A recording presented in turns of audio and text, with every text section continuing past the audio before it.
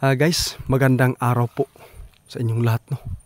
Dito po tayo ngayon guys sa ating kaibigan na si Inkantong Itim.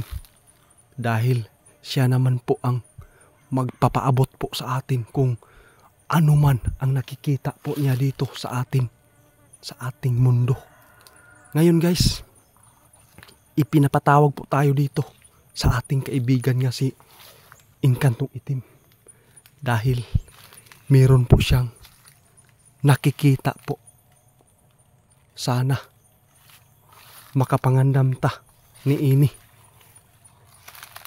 Kaibigan, maayong adlaw kaibigan. Ay salamat. Kumusta po kaibigan? Salamat kaibigan. Mabuti po daw sila guys. Bakit mo ko ipinapatawag po dito kaibigan?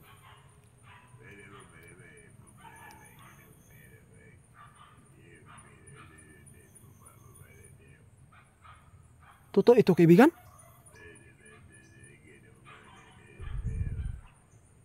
Guys, ito lang guys ha.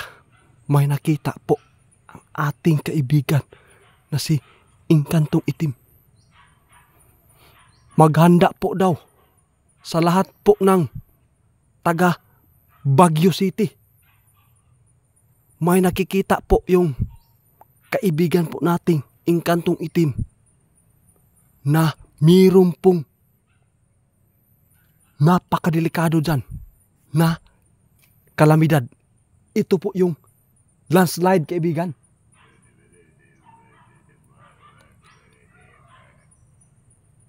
Sa Baguio City yun may tabok kaibigan. Mauna ni ron guys. Nagpasalamat ta sa atuang kaibigan nga si Inkantong Itim tungod kay makita pod niya kung unsa may panghitabo diri nga moabot sa tuwa mga kalamidad ba or unsa diha. Nakita ni kaibigan karon dapat mag-amping ang tanan taga Baguio City tungod kay nakita ni kaibigan karon ang paglandslide mo'y delikado diha sa inyuhang area.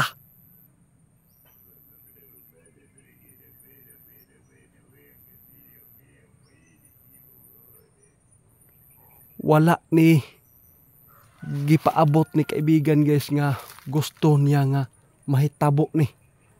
Pero ang iyaha lang nakita niya karon guys sa Baguio City maoy pinakadelikado nga area nga mga landslide area. Tama ka kaibigan.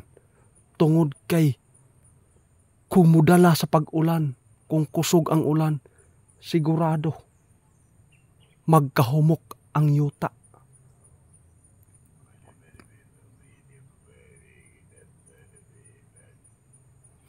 Ang nakita ni kaibigan karon guys, ang delikado gyud guys ha, Baguio City. Tungod kay ang mga area diha tuktok nga mga bungtod. Tapos karong tuiga pod gipaabot na ni kaibigan ni naay may tabo nga bagyo. Maog yun ni pinakadelikado kaibigan kung mag-street ang ulan. Sigurado na ayoy may tabo nga pag-landslide kaibigan.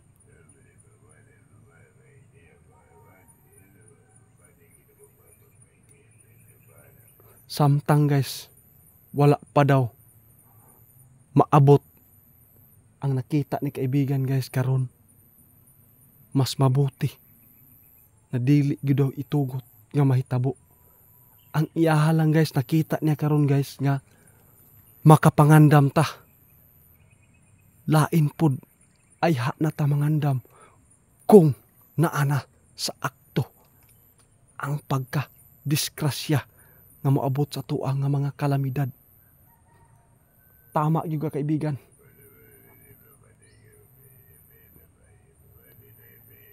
Dako kay kong pasalamat kaibigan kay tungod kay ikaw andam ka nga magpaabot sa mua kung unsa man ang nakita nimo diri sa amuang mundo, sa amuang kalibutan.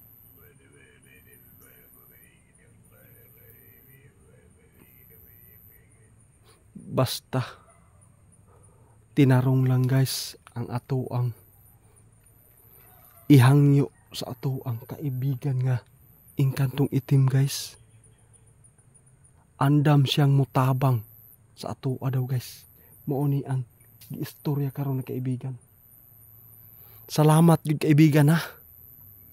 Dako kaayong pasalamat nako kaibigan kay hangtod karon grabing kamingaw nako sa ako ang mga kaibigan ng mga diwindi.